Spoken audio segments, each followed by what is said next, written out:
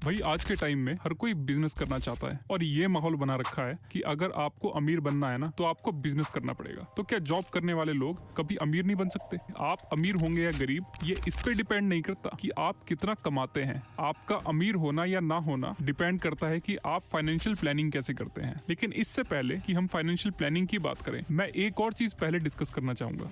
क्या बिजनेस वाकई में जरूरी है?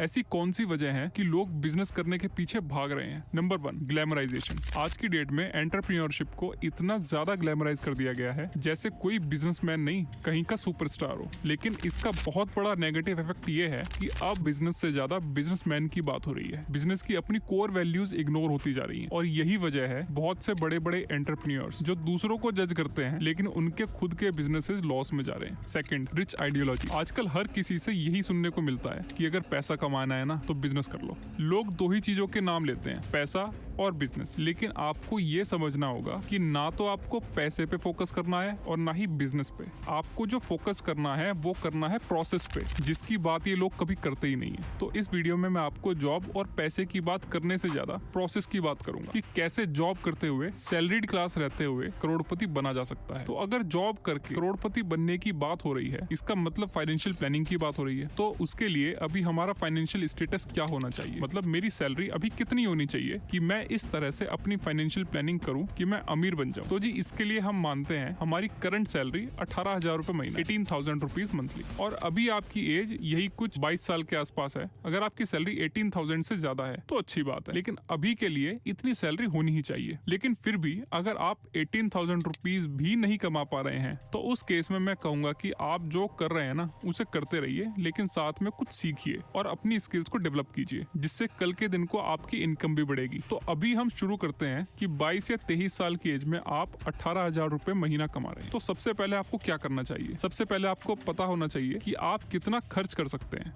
और कितना सेव कर सकते हैं। उसके लिए आपको फॉलो करना होगा 50-30-20 रूल, जिसमें आपकी इनकम का 50% होता है आपकी बेसिक नीड्स के ऊपर होने वाले खर्चे, या हम कहें अनअवॉइडेबल खर्चे। ये वो खर्चे हैं जैसे खाना, रहना, कपड़े, मतलब ये आपके वो खर्चे हैं जो होंगे ही होंगे। जैसे हम मान रहे हैं आपकी इनकम 18,000 रुपए महीना है तो आप अपने अनअवॉइडेबल खर्चों को मैक्सिमम 9,000 रुपीज ही रख सकते हो। फिर 30% होता है आपकी वांट्स के ऊपर या आपके शौक के ऊपर होने वाले खर्चे। तो आपकी इनकम 18,000 के हिसाब से हुआ 30% 5400। आप अपनी इच्छाओं पर 5,400 रुपए से ज्यादा खर्च नहीं कर सकते। और फिर आता है सेविंग्स, जो आपकी इनकम का 20% होना ही चाहिए। मतलब 18,000 रुपए महीना में से 20% आप निकाल दीजिए तो 3,600 रुपए आपको सेविंग करनी ही चाहिए। फाइनेंशियल प्लानिंग, इन्वेस्टमेंट, ये सब बाद की चीजें हैं। इन सबसे पहले आता है सिक्योरिटी। मतलब अगर आप हैं तो ठीक है, लेकिन भगवान ना करे कभी कुछ अनसर्टेनिटी हो जाए, आप आज से 6 महीने बाद या 1 साल बाद नहीं रहे तो क्या होगा? आपकी फैमिली, मतलब मम्मी पापा, सबका क्या होगा अगर आप कल को नहीं रहते हो? तो नंबर 1, इसके लिए सबसे पहले आता है लाइफ इंश्योरेंस। आपको कोई नया प्लान या कुछ नया नहीं करना है। आपको देखना है कि एक टर्म इंश्योरेंस जो आपकी एज में, जो अभी 22 से 23 साल की है, उसे 500 या 700 रुपए से ज्यादा का नहीं होगा। वो भी 1 करोड़ का। आप ज्यादा का भी कर सकते हैं, लेकिन अभी कम सैलरी है तो आप 18,000 रुपए के सैलरी में आप 700 रुपए का एक इंश्योरेंस ले लीजिए। और गलती से भी यहाँ टर्म इंश्योरेंस के अलावा कोई दूसरा इंश्योरेंस नहीं लेना है। चाहे आपका एजेंट कहे भाई साहब टर्म इंश्योरेंस बेकार है, आप ये वाला प्लान लो जो जीवन के साथ भी और जीवन के बाद भी है। एजेंट लोग आपको ये जरूर कहेंगे भाई साहब टर्म इंश्योरेंस में तो पैसे बेकार ही जाते हैं, टर्म इंश्योरेंस में तो पैसे तभी मिलेंगे जब आप मर जाओगे, और अगर आप नहीं मरे तो सारे पैसे बेकार। तो उसको बोलना भाई मुझे तभी पैसे चाहिए जब मैं नहीं रहूंगा, और जब तक मैं हूँ तब तक मैं कमा ही रहा हूँ ना। और वैसे भी अगर मैं नहीं मरा तो भाई इससे अच्छी बात हो ही क्या सकती है कि मैं नहीं मरा, मैं जिंदा हूँ। आपने देखा है किसी को कि कोई कहता है अरे यार पूरी जिंदगी इंश्योरेंस का प्रीमियम देता रहा, सब बेकार गया, यार मैं तो मरा ही नहीं। तो आपको सिर्फ टर्म इंश्योरेंस ही लेना है। तो अब आपके पास बचे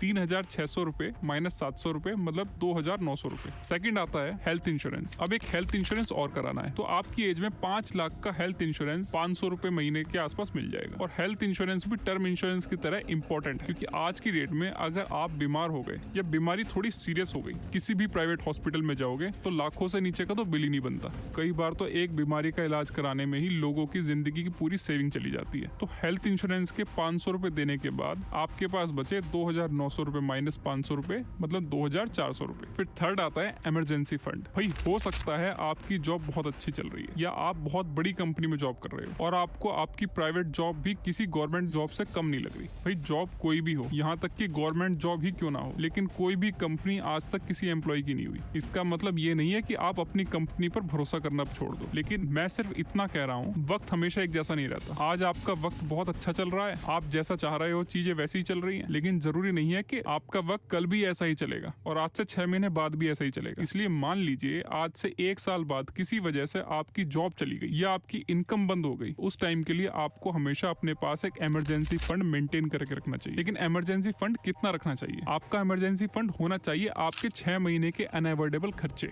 अगर आप अपने घर में प्राइमरी अर्निंग मेंबर हैं तो, लेकिन जिस एज में आप हैं, मतलब 22 साल की एज में, आपकी फैमिली में और कोई भी अर्निंग मेंबर होगा, हो सकता है आपके फादर या आपका कोई बड़ा भाई। तो अगर आप प्राइमरी अर्निंग मेंबर नहीं है तो आपके पास 3 महीने का इमरजेंसी फंड तो होना ही चाहिए, मतलब 3 महीने का अनअवॉइडेबल खर्चे के लिए फंड। तो 3 महीने का इमरजेंसी फंड कितना हुआ? 9,000 मल्टीप्लाई बाय 3, मतलब 27,000 रुपए। तो आपके पास 27,000 रुपए एज एन इमरजेंसी फंड होने ही चाहिए। अगर इससे ज्यादा मेंटेन करके रखते हैं तो अच्छी बात है, वरना इतना तो होना ही चाहिए। तो ये 27,000 कहाँ से आएंगे? ये आएंगे आपकी सेविंग से। तो लाइफ इंश्योरेंस और हेल्थ इंश्योरेंस का प्रीमियम भरने के बाद आपके पास बचते हैं 2,400 रुपए। तो 27,000 रुपए जोड़ने के लिए आपको लगेंगे लगभग 11.5 महीने, 1 साल मान लेते हैं। 1 साल तक आप सिर्फ हर महीने 2,400 रुपए सेव करते रहिए। और अगर थोड़ा जल्दी करना है तो अपने जो 30% जो आपकी बॉन्ड्स के ऊपर खर्च होने वाले सैलरी का पार्ट था, आप उसमें से निकाल कर सेव कर सकते हैं। लेकिन पहले 27,000 रुपए एज एन इमरजेंसी फंड अपने पास जोड़ लीजिए। जब ये इमरजेंसी फंड आपके पास जुड़ जाए, अब शुरू करेंगे इन्वेस्टिंग। तो इन्वेस्टमेंट में सबसे पहले आप क्या करेंगे? नंबर 4, आप सबसे पहले एनपीएस, नेशनल पेंशन स्कीम में मंथली 1,000 रुपए डालें। ये इसलिए जरूरी है क्योंकि जब आप बूढ़े हो जाएंगे तब आप जॉब नहीं कर पाएंगे। एनपीएस में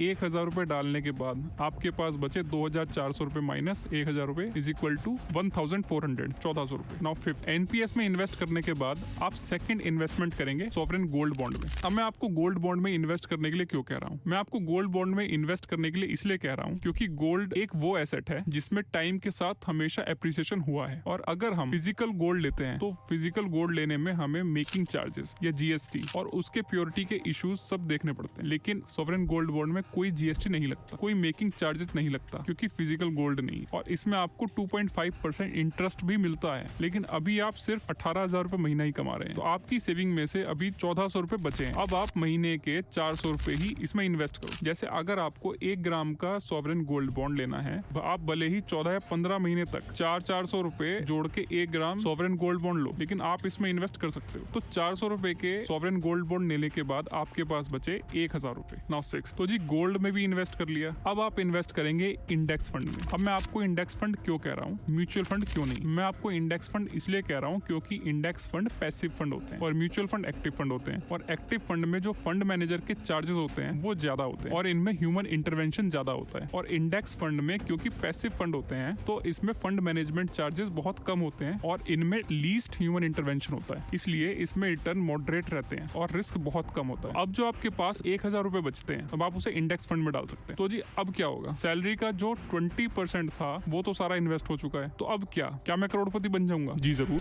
आप करोड़पति बन जाएंगे। नंबर 1, आपको लाइफ में कभी भी ये 50-30-20 का रूल नहीं छोड़ना है, मतलब कैसे भी 20% अपनी सैलरी का, जैसे मैंने बताया, इन्वेस्ट करना ही है। सेकंड, आपने 3 जगह इन्वेस्ट किया, सबसे पहले एनपीएस, नेशनल पेंशन स्कीम में, फिर सॉवरेन गोल्ड बॉन्ड में और फिर इंडेक्स फंड में। थर्ड, तो अभी हम इंडेक्स फंड के रिटर्न की बात करते हैं। जब आपने पहले साल हर महीने 1,000 रुपए करके साल के 12,000 रुपए इंडेक्स फंड में इन्वेस्ट किए थे, तो आपकी 45 की एज तक उस 12,000 की वैल्यू 2 लाख हो चुकी होगी। वो कैसे? पावर ऑफ कंपाउंडिंग से। फोर्थ, तो जब आपकी एज 45 ईयर्स के आसपास हो चुकी होगी तब आपके पास सिर्फ इंडेक्स फंड का रिटर्न ही 2.25 करोड़ के आसपास होगा। और अगर आप 5 साल और रुकते हैं तो वही अमाउंट 2.6 करोड़ के आसपास होगा। फिफ्थ, अब आप कहोगे बस 2 करोड़ 60 लाख, इतने में क्या होगा? इसकी वैल्यू क्या रह जाएगी उस टाइम तक? जी बिल्कुल, 2 करोड़ 60 लाख की वैल्यू कम से कम 1.25 करोड़ के आसपास तो रहेगी और 1.25 करोड़ एक बड़ा अमाउंट होता है। सिक्स, लेकिन रुकिए, ये तो सिर्फ आपका इंडेक्स फंड का रिटर्न है और जो आपने एनपीएस में इन्वेस्ट कर रखा था वो अलग। तो जब आप 60 साल की उम्र में अप्रोक्सीमेटली 10% के रिटर्न के हिसाब से आपको 2 करोड़ 11 लाख और मिलेगा